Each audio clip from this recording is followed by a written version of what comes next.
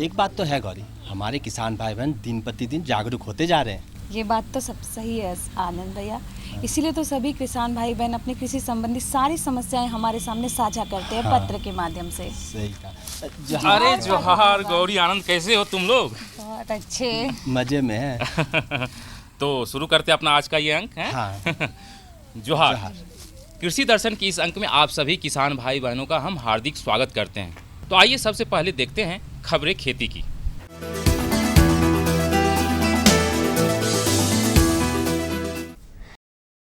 नमस्कार, कृषि समाचार में आपका स्वागत है। मैं हूं अरविंदर सिंह देओल।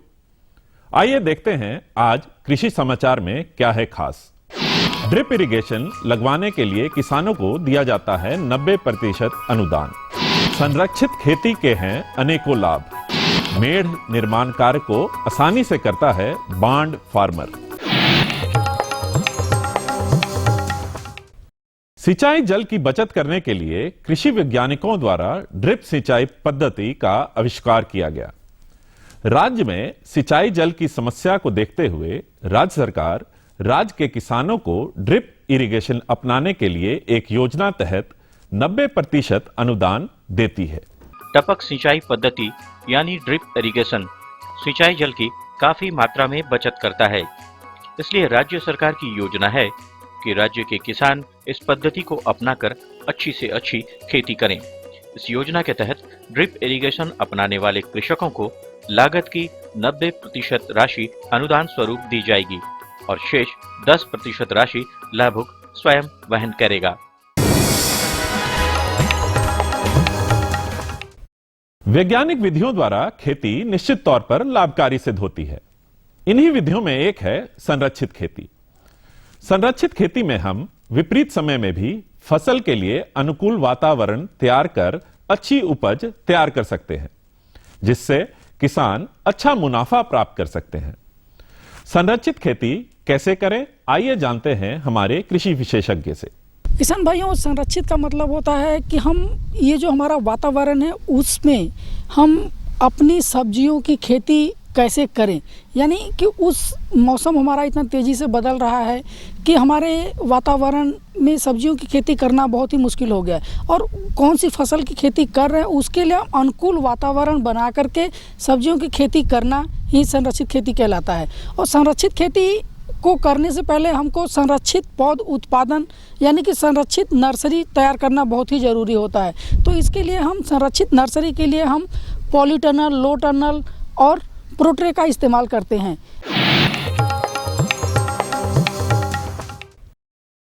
किसान भाइयों, वर्तमान समय में हम ग्रीष्मकालीन शिमला मिर्च की खेती कर सकते हैं। इसे लगाने के लिए फरवरी और मार्च का महीना बेहतर होता है। California wonder, yellow wonder, Bharat और पूसा दीप्ति ये शिमला मिर्च की किस्में अच्छी उपज देती हैं। इन्हें लगाकर कृषक लाभान्वित हो सकते हैं। कैलिफोर्निया वंडर, येलो वंडर और पूसा दीप्ति ये नाम हैं शिमला मिर्च के उन्नत प्रभेदों के। अच्छी जल निकासी वाली बलुई दोमट मिट्टी इनके लिए अच्छी मानी जाती है। 800 ग्राम बीज 1 हेक्टेयर भूमि के लिए पर्याप्त होती है। नर्सरी में पहले इनके बिछड़े तैयार करके तभी खेत में इनकी रोपाई करनी होती है। साथ ही उचित कृषि कार्यों को करके प्रति हेक्टेयर लगभग 250 क्विंटल शिमला मिर्च प्राप्त किया जा सकता है। जिन किसान भाइयों ने टमाटर, बैंगन या मिर्च की फसल लगा रखी है, यदि उनके फसलों में फली छेदक या तना छेदक कीट लगने के लक्षण दिखाई पड़े तो तुरंत उसके नियंत्रण के लिए क्या उपाय करें, आइए जानते हैं बेहतर तकनीक में कृषि विशेषज्ञ से।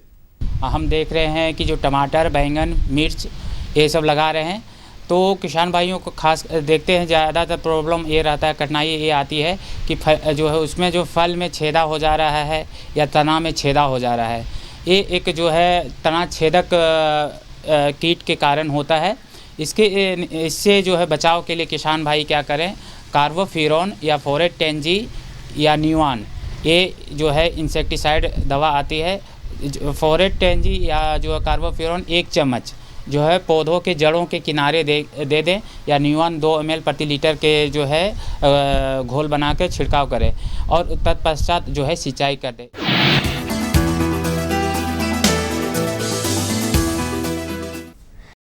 कुछ फसलों को लगाने के लिए खेतों में मेड़ बनाना आवश्यक होता है। मेड़ बनाने के काम को सुविधाजनक बनाने के लिए किसान बांड फार्मर नामक कृषि उपकरण का इस्तेमाल कर सकते हैं। यह है बांड फार्मर। खेतों में आसानी से मेड़ निर्माण के लिए इस उपकरण का विकास किया गया है। इस उपकरण द्वारा समान मोटाई के मेड़ बहुत ही कम समय में तैयार किए जा सकते हैं। बांड फार्मर को प्राप्त करने के लिए किसान बिरसा कृषि विश्वविद्यालय के अभियंत्रण विभाग से संपर्क कर सकते हैं।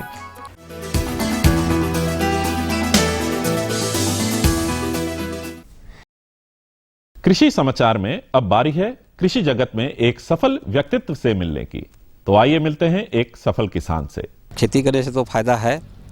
अभी हम लोग किसान हाइब्रिड के पीछे भागते हैं और उसमें बहुत ज़्यादा खर्च भी आ रहा है, लेकिन पिछले दिनों हमें सपोर्ट के माध्यम से एक अभिषेक नस्ल का धान बीज उत्पादन के लिए दिया गया। हमने देखा उसका पैदावार बहुत बढ़िया है और हमने किसानों के बीच में उसका बीज मतलब लेने के लिए कम दाम पे उपलब्ध कराने के लिए हम किसानों ने 92 किसानों ने मिलकर 50 एकड़ ज़मीन पे जो है सो अभिषेक धान का बीज उत्पादन के लिए उत्पादन किया है, जो बहुत जल्द अब किसानों के बीच में जाएगा। और अब एक नजर राज्य के कुछ प्रमुख शहरों के मौसम के मिजाज पर। आज राज्य के कुछ प्रमुख शहरों के तापमान इस प्रकार दर्ज किए गए। रांची अधिकतम 25 डिग्री सेल्सियस और न्यूनतम 10 डिग्री सेल्सियस। देवघर अधिकतम 27 डिग्री सेल्सियस और न्यूनतम 10 डिग्री सेल्सियस। गोड्डा अधिकतम 28 डिग्री सेल्सियस और न्यूनतम 9 डिग्री सेल्सियस। कोडरमा अधिकतम 26 डिग्री सेल्सियस और न्यूनतम 8 डिग्री सेल्सियस। चाईबासा अधिकतम 27 डिग्री सेल्सियस और न्यूनतम 13 डिग्री सेल्सियस। और हजारीबाग का तापमान अधिकतम 25 डिग्री सेल्सियस और न्यूनतम 8 डिग्री सेल्सियस रहा।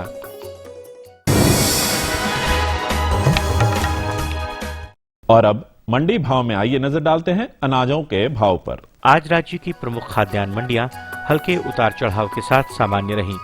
इनमें कमोबेश नरमी का ही रुख है। उधर सब्जी मंडियों में हरी सब्जियों के साथ आलू और टमाटर के दाम भी घटे हैं। हरी सब्जियों की बाजार में अच्छी आवक से मूल्यों में ये नरमी है। आज बिके कुछ प्रमुख अनाजों के भाव पर नजर डालें तो इस प्रकार रही। चावल मध्यम न्यूनतम 2200 रुपए से लेकर अधिकतम 2600 रुपए। चावल उत्तम न्यूनतम 2500 रुपए से लेकर अधिकतम 4200 रुपए। गेहूं न्यूनतम 1400 रुपए से लेकर अधिकतम 1700 रुपए। दाल अरहर न्यूनतम 5600 रुपए से लेकर अधिकतम 6900 रुपए। दाल मसूर न्यूनतम 4400 रुपए से लेकर अधिकतम 5600 रुपए। दाल चना न्यूनतम 3400 रुपए से लेकर अधिकतम 4800 रुपए। चीनी न्यूनतम 3400 रुपए से लेकर अधिकतम 3600 रुपए। आलू न्यूनतम 700 रुपए से लेकर अधिकतम 950 रुपए। और प्याज न्यूनतम 1600 रुपए से लेकर अधिकतम 2000 रुपए प्रति क्विंटल रहा। कृषि समाचार में आज इतना ही। अगले दिन अगले अंक में फिर मुलाकात होगी कुछ ताजा तरीन खबरों के साथ। तब तक के लिए दीजिए इजाजत। नमस्कार, जोहार।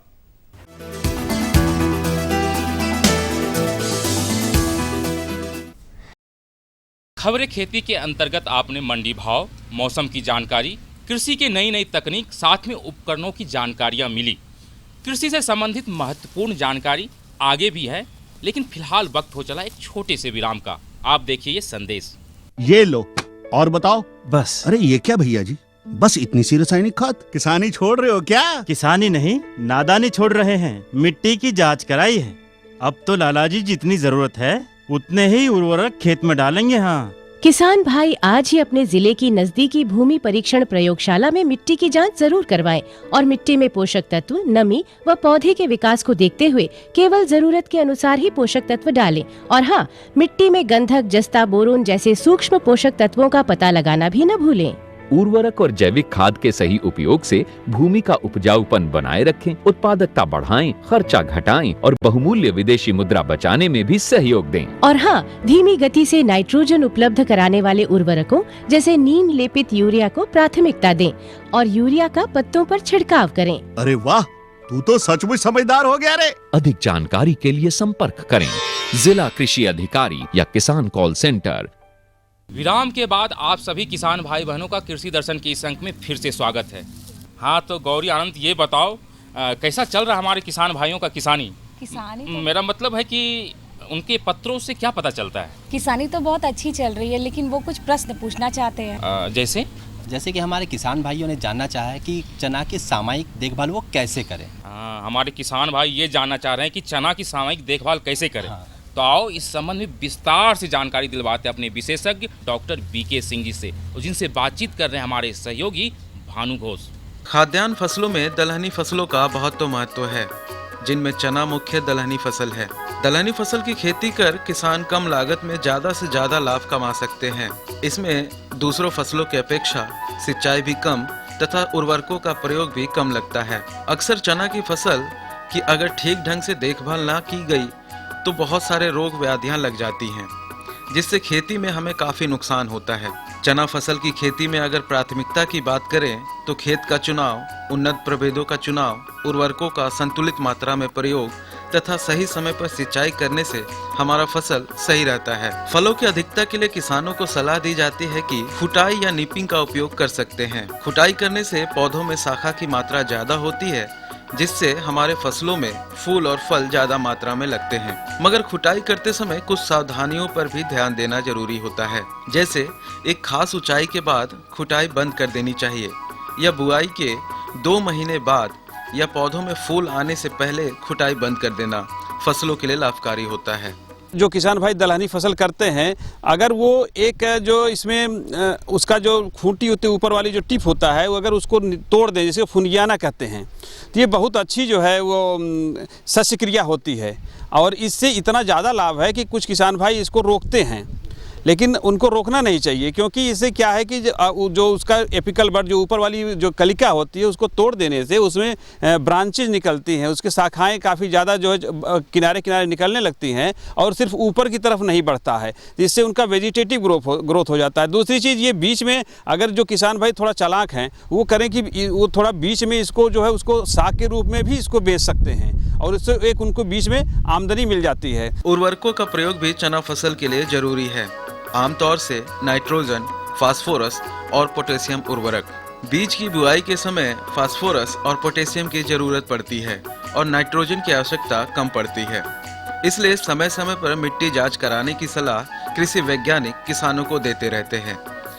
जब हमारी 1 महीने की फसल हो जाए तो 2% यूरिया का चना फसलों पर छिड़काव लाभकारी होता है, तथा दूसरा जब पौधों में दाना आने लगते हैं तब। चना एक ऐसी फसल है या कोई दलहनी फसल है जिसमें कि हम यूरिया का छिड़काव नहीं करते हैं और हम इसको सिर्फ बोते समय डीएपी फास्फोरस का प्रयोग किया जाता है या एसएसपी का प्रयोग किया जाता है।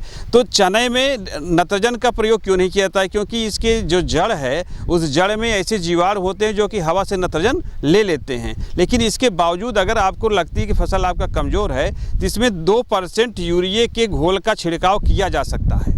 अब यूरिया का घोल का छिड़काव कैसे करेंगे? एक स्टेज होता है जब आपका 1 महीने के करीब फसल हो जाए और जब उसका वानस्पतिक ग्रोथ चल रहा है, उस समय आप जो है 2% यूरिया का घोल, मतलब 100 लीटर पानी में 2 किलो यूरिया आप मिला लीजिए और उसको जो मशीन जो होती है पीठ पर रख कर चलाने वाली या पैर से चलाने वाली, उस मशीन के माध्यम से उसका छिड़काव करें। दलहनी फसल चना में सिंचाई की जरूरत कम पड़ती है। 2 या 3 सिंचाई चना फसल के लिए उपयुक्त है। पहली सिंचाई फूल आने से पहले या बीज बुआई के 2 महीने बाद का समय सही रहता है, तथा दूसरी सिंचाई जब फूल से फली बनने लगता है या जब दाना भरने लगता है तब। जब फूल आने का समय हो उस समय सिंचाई बिल्कुल नहीं करना चाहिए। अगर भगवान पानी बरसा देते हैं तो हम नहीं रोक पाएंगे, लेकिन जो है ये आपका जो वानस्पतिक वृद्धि होती है उस समय लगभग समझिए चना 1 महीने के हो जाए, उस समय उसको एक हल्के पानी की ज़रूरत है। पानी की ज़रूरत मतलब उसको जो है नमी की चाहिए, सिंचाई करें या ना करें नमी चाहिए। उसके बाद जब उसमें दाना बनने का समय आवे उस समय भी सिंचाई की ज़रूरत नहीं, लेकिन नमी उसमें पर्याप्त होनी चाहिए जिससे कि वो दाना अच्छी तरह से बन जाए। अक्सर चना फसल में फलीभेदक कीट और पत्तियों पर कीट लगना हमारे फसल की आम समस्या है।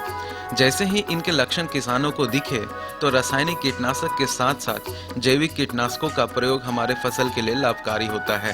इंडोस्कार्प 1.5 ml प्रति लीटर घोल बनाकर फसलों पर छिड़काव तथा जैविक कीटनाशक जिसमें नीम का तेल 5 ml प्रति लीटर पानी में घोल बनाकर फसलों पर छिड़काव करने से हम अपने फसल को इन कीटों से होने वाले नुकसान से बचा लेते हैं। इसके अलावा 3 साल पर फसल चक्र अपनाने से हम अपनी मिट्टी की उर्वरा शक्ति को बढ़ा सकते हैं। बीज उपचार के लिए कार्बेंडाजिम तथा मिट्टी उपचार के लिए ट्राइकोडर्मा का प्रयोग लाभदायक रहता है।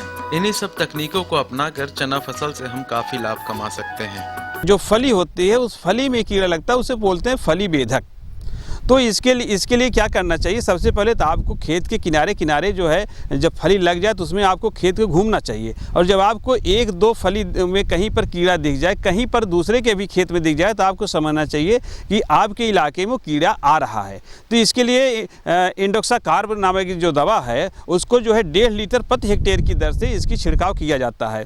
और एक चीज़ और यहाँ पर आपको ध्यान देने की बात है, अगर आप जो है आपके खेत में कीड़ा नहीं लगा है और जो है कहीं पर आप कीड़ा दिखता है तो एक नीम का तेल होता है, जो आप उसको जो है प्रिकॉशन के तौर पे आप उसको बचाव के लिए जो है उसका छिड़काव कर सकते हैं। 1 लीटर पानी में 5 ml जो है नीम का तेल का छिड़काव करते हैं। लेकिन उसमें अगर कीड़ा आपका लग गया है फली छेदक, तो आपको एक चीज़ ये भी ध्यान देना होगा कि सिर्फ आप अपने खेत में डाल दें तो उससे नहीं इसका बचाव किया जा सकता, जबकि आपके पड़ोस वाला खेत भी इसका बचाव न करे।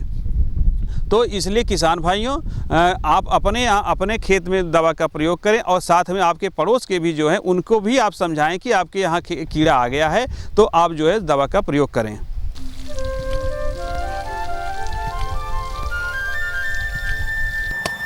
अरे भैया, इसकी क्या जरूरत? किसकी क्या जरूरत है? अरे मिलता तो है बाजार में। क्या मिलता है बाजार में? बुझो तो जाने। अरे बुझावन भैया, पहेलियाँ क्यों बुझा रहे हो? साफ साफ बताओ ना क्या बात है। अरे किसना, इनके कहने का मतलब है ना कि जब बाजार में रेडीमेड उर्वरक सुंदर सुंदर बोरा में बंद मिलता है, तभी गोबर में लिसराने का क्या जरूरत है? हाँ, क्या फायदा? हमको बुड़बक समझो क्या? ज्यादा रासायनिक खाद का प्रयोग हमारे खेत को बंजर बना देता है, इसलिए हम अपने खेत में ज्यादा से ज्यादा जैविक खाद का प्रयोग करते हैं। आप भी अपने खेत में जैविक खाद का प्रयोग करें। आशा है हमारे सभी किसान भाई बहन चना के सामयिक देखभाल के बारे में भली भांति जान गए होंगे।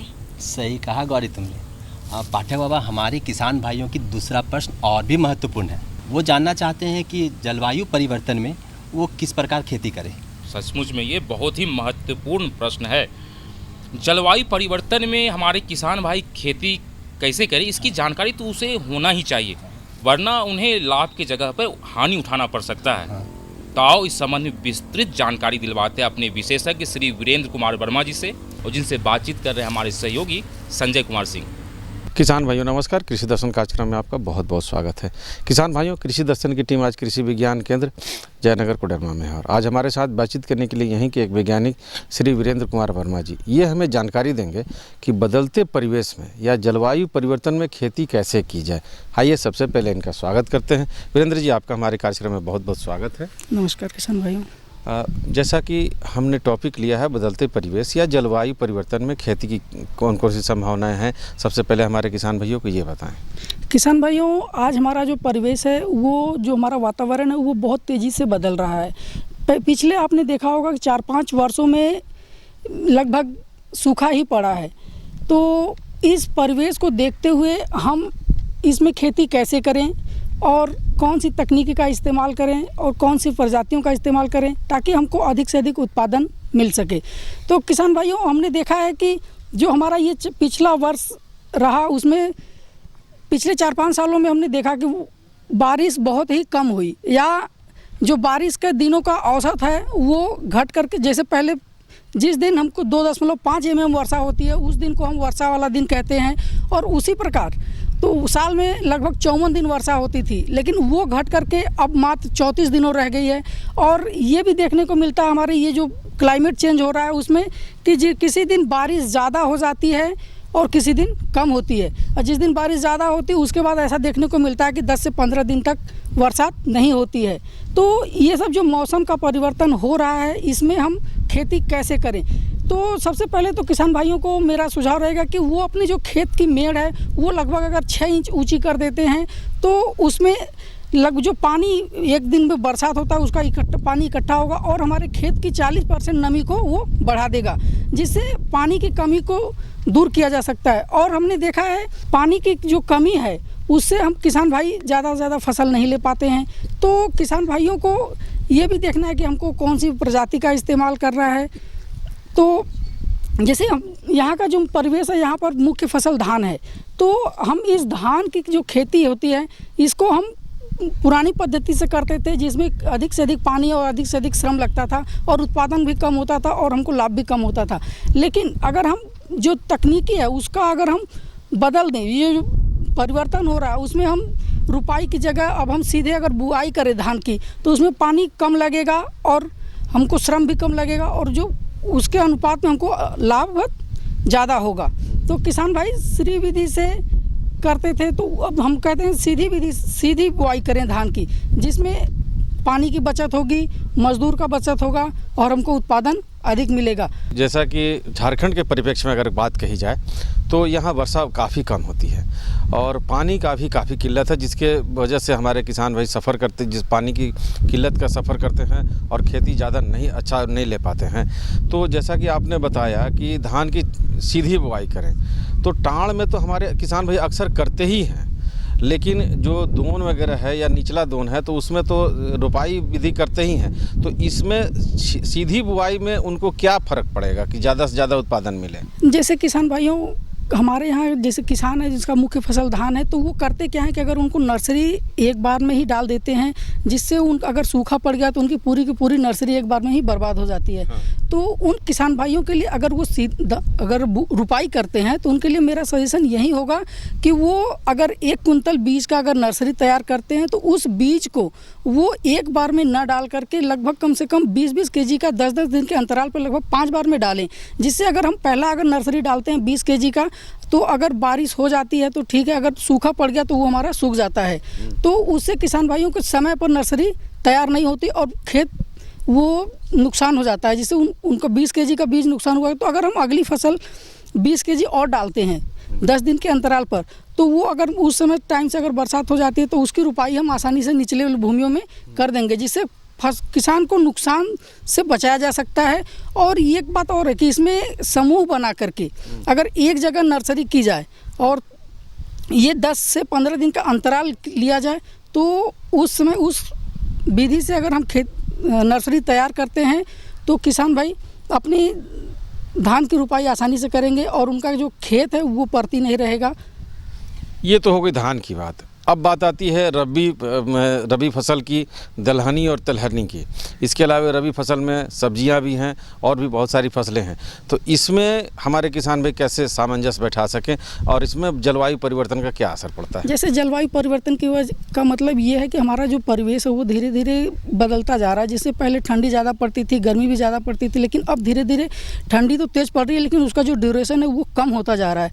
और बरसात भी ज़्यादा होती थी, वो भी बरसात तो हो रही है लेकिन कम दिनों में हो रही है। तो इन सब चीज़ों से बचने के लिए, जैसे कि रबी का बात कर रहे हैं, तो अब पहले हम धान की फसल ले लेते थे, तो अगर हम ऐसी फसल लें जिसमें हम जल्दी से उसका हार्वेस्ट कर दें, जैसे कि टेक्नोलॉजी का अगर इस्तेमाल करते हैं तो अगर हम रीपर का इस्तेमाल करें और उसकी कटाई कर लेते हैं तो हमारा खेत जल्दी खाली हो जाता है। और खेत की नमी का इस्तेमाल हम इस समय रबी के मौसम में 0 टिलेज से गेहूं की बुआई करके उसका आसानी से कर सकते हैं। तो जिसका जो जलवायु हमारा परिवर्तन हो रहा है उसमें के आधार पर हम उसमें अगर हम गेहूं की बुआई करते हैं तो हमको पहले खेत की तैयारी करनी होगी, उसमें पानी लगाना पड़ेगा। तो इन सब से हम बच सकते हैं और बिना सिंचाई किए और बिना खेत की तैयारी किए उसमें हम गेहूं की बुआई आसानी से कर सकते हैं। तो किसान भाई हमेशा गेहूं की बुआई अगर करनी है तो वो 0 टिलेज से करें, जिससे उनको खेत को तैयारी करने में जो पानी की बचत होगी वो, और उनका जो बीज है और खाद एक जगह लाइन से गिरेगा और जिससे उत्पादन ज़्यादा होगा। जैसा किसान भाइयों अभी बात हो रही थी कि दलहनी, ये मौसम के परिवर्तन में हम दलहनी और तिलहनी फसलों का बुआई कब और कैसे करें। तो हम जैसे कि धान की फसल अगर खड़ी है, पक के तैयार है, तो उसमें हम उटेरा कल्टीवेशन के रूप में हम तीसी का इस्तेमाल कर सकते हैं, जिससे हमारी तिलहनी फसल के खेत की तैयारी करने की बजाय हम उसमें डायरेक्ट उसकी फसल की बुआई कर लेंगे। और तो जिसके लिए उसके बाद हम अगर उसमें दलहनी फसलों की बात करते हैं तो मसूर, जिसमें पानी बहुत ही नाम मात्र की आवश्यकता होती है और जिसकी खेती अगर हम इसकी खेती करते हैं तो उसमें हम प्रजाति DPL 62 का प्रयोग करें, जिससे हम इस एरिया के लिए वो बहुत ही अच्छी है और अधिक उत्पादन दे सकती है। जैसे अब बात करते हैं चना की, तो चना के लिए हम कम पानी की आवश्यकता होती है और यहाँ पर अधिक से अधिक उत्पादन मिल जाता है। तो जिसकी वैरायटी है डॉलर और कॉक। तो देखा किसान भाइयों, वीरेंद्र जी ने कितनी अच्छी जानकारी दी। खासकर तक जो मौसम परिवर्तन हो रहा है और वर्षा भी कम हो रहा है, तो इसके दौरान आप कौन कौन सी फसल लेंगे जिससे आप ज़्यादा से ज़्यादा उत्पादन ले सकें। वीरेंद्र जी, आप हमारे कार्यक्रम में इसके लिए आपका बहुत बहुत धन्यवाद। धन्यवाद। और किसान भाइयों, इसी के साथ लेते हैं विदा। जोहार। किसान भाइयों, आपके द्वारा पूछे गए प्रश्न सिर्फ आपको ही फ़ायदा नहीं पहुंचाता है, हमारे सभी किसान भाई इससे फ़ायदा उठाते हैं। तो निसंकोच होकर आप हमसे प्रश्न पूछ सकते हैं। तो इसके लिए आपको हमारा पता लिख लेना चाहिए। और हमारा पता है कार्यक्रम कृषि दर्शन, कृषि प्रकोष्ठ द्वारा उप महानिदेशक, दूरदर्शन केंद्र, रातू रोड, रांची। पिन संख्या है 834001। तो इसी के साथ दीजिए हमें इजाज़त। जोहार।